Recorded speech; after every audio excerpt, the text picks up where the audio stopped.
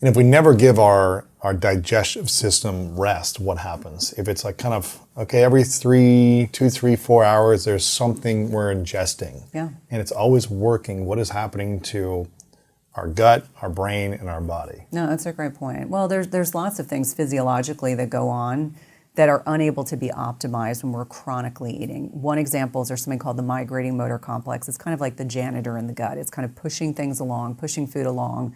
And we need about 4 to 5 hours for that to kind of, that sweet sweeper to come through. And it's getting rid of debris and things that don't belong in the gut.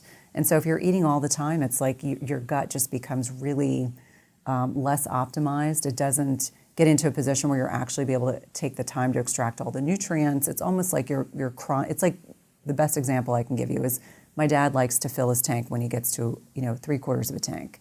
And it's like you're constantly topping off the tank. You're never allowing your body to actually utilize the fuel that you've eaten. You're just storing it because your body's never in this position where it's able to fully enjoy this. So what happens with your brain? You've got high insulin.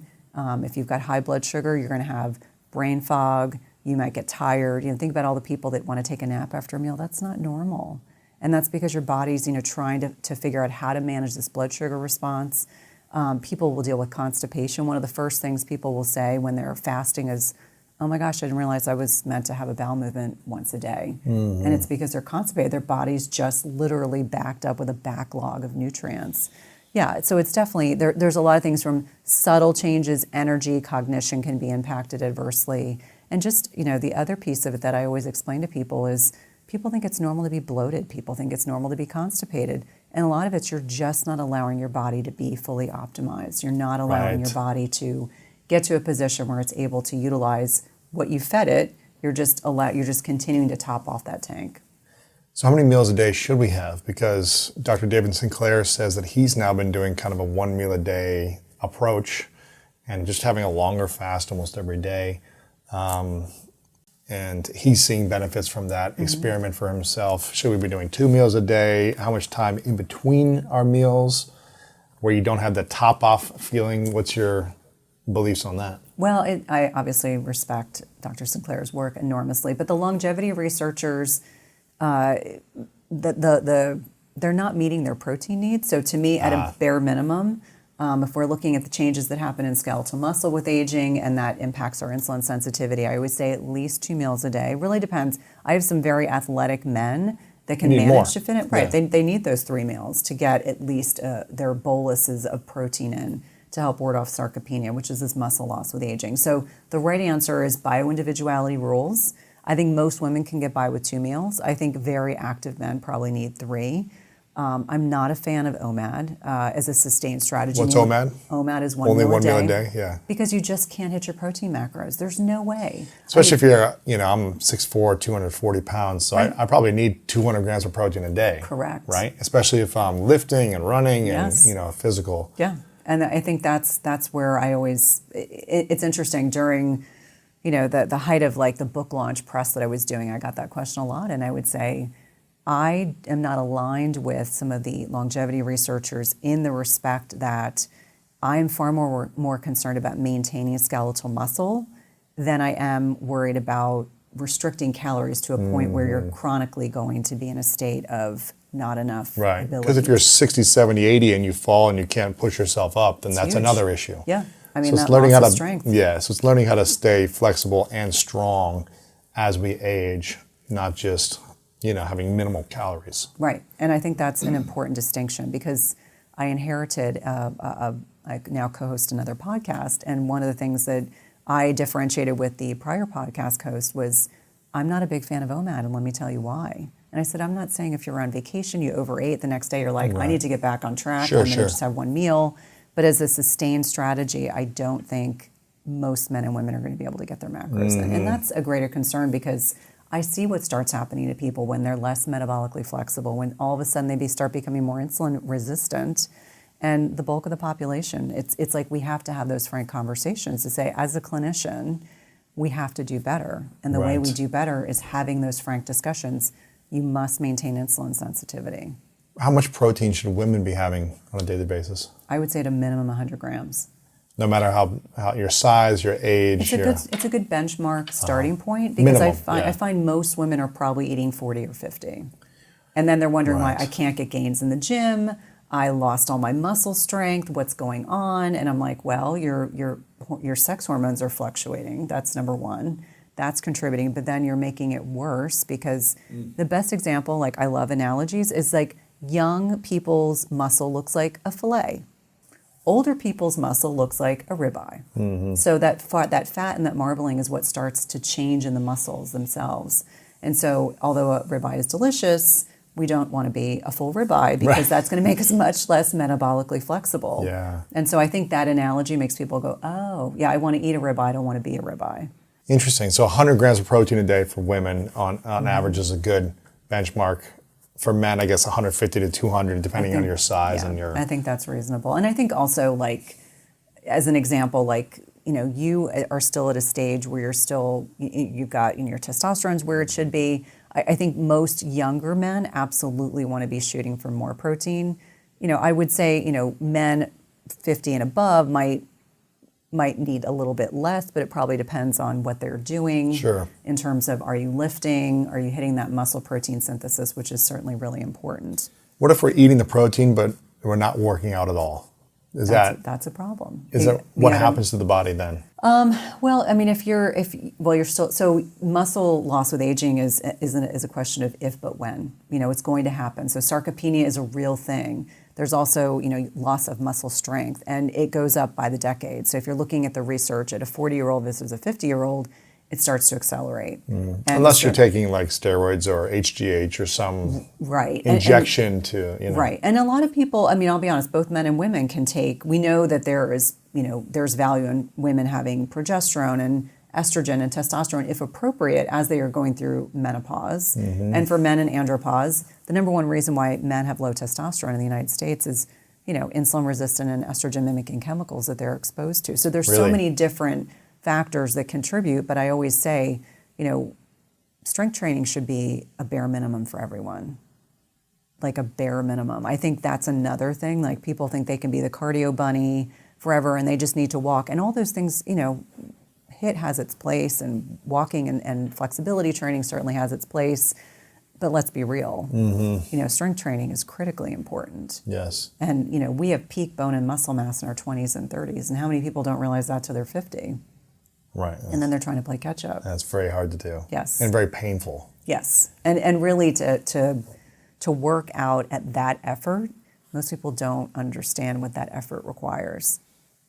Yeah, it requires a lot more protein too, Yeah. a lot more sleep, a lot more recovery, all those things. Yeah, it's all critically important. But I think we don't, when we're looking at optimization, that's also really important. And I talk a lot about that in the book, like protein, you're probably not eating enough. You should probably be doing some strength training as well. And then, just having granola and yogurt, for your meals all day is not going to do it. No, and it's funny, last night my cousin took me to a restaurant not realizing it was a plant-based restaurant. And so I was like, oh, well, I can have a vegetable dinner, that's fine. But then I realized that all the protein that was at this particular restaurant was all processed plant-based protein. And so we just politely kind of got up and then we went out and had steaks. And so I was like, okay, this is going to be a much better last meal of the day. Right. So, I mean, there's a lot of different vegan, vegetarian, plant-based individuals that, really believe that you can get enough protein from plants, right? And maybe you can. I feel like when I've tried to do that, I don't feel like I'm getting as much, or I have to have more like powders or something like that for what I need. What is the difference between plant protein or processed plant proteins, foods, versus meats and eggs and things like that? Yeah, I mean, I'm always very sensitive that it's meeting people where they are. Sure. And so I think a plant-based protein that's a whole source protein, like whether it's hemp hearts or legumes or beans, etc., is very different than the Impossible Burger. Right. Or some of these processed things that have seed oils and we don't know enough about these pea-based proteins yet to feel, like, I don't feel comfortable saying this is, I think, an equivalent. Animal-based protein is always, the amino acid profile is always going to be superior to plant-based protein. My concerns about plant-based protein is never that it's, the traditional, like, real food plant-based protein. Let me just be clear about that. That's very different than the processed varieties. But my concern is always, if you are already insulin resistant and you are trying to consume enough plant-based protein, it's going to be at the detriment to your carbohydrate intake. Like, I think it's 6 cups of quinoa is equivalent to like an 8-ounce steak or something along those lines. And so the amount of carbohydrate you'd have to take in, and calories for that matter, would be substantial. And so I think it's a very sticky wicket. So I oftentimes will say, can I get you to eat some eggs, maybe some fish, try to find ways to bridge the gap. Sure. And be respectful of where people are in time and space. Absolutely, Because yeah. for me, it's like, listen, I just want people to be healthy.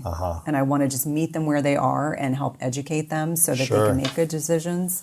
And what about bowel movements? You mentioned that earlier. How many bowel movements should we have a day? What is healthy? Well, when I went to school, they used to say 1 after every meal. Now, that's not realistic, right? I mean, who has time to put aside with every single meal? I would say at a bare minimum 1, at least one bowel movement a day. But I think we've gotten so convinced that, this is normal to be constipated. And I always say, it's not normal to be constipated. I used to have patients that were on 50 medications. And, one of the side effects of probably 10 of them was constipation. And we would give them 3 other drugs to get them to go to the bathroom. Man. And that was normal. And how many women come to me and they go to the bathroom twice a week? And I'm like, that's not normal because, stool is the byproduct of what our body's trying to get rid of. It's waste. It's correct. And we're trying to, instead you're just recirculating estrogens and all sorts of other things that don't belong in the body. So the first question is, are you drinking enough water? Do you exercise? Drink some more water right exactly.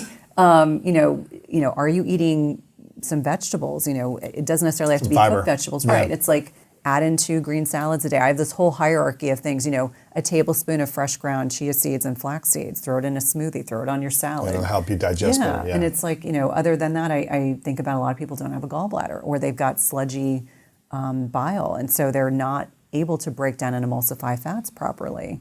And so when they start eating a more nutrient-dense diet, all of a sudden everything slows down even more. And I'm like, okay, let's work on bile-supportive foods. And so we talk about shaved beets and carrots and artichoke hearts and even aloe vera juice. I mean, all these things can be helpful.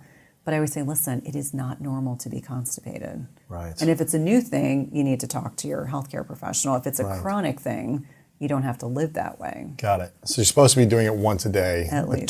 Twice a day is okay. Twice a day is okay. 3 is okay. 3 is, and I do have some patients that is their norm. And How long is it supposed to take when the food goes into your system? Like, what is the process of how long it should take until that food is gone? usually like 18 to 24 hours is That food.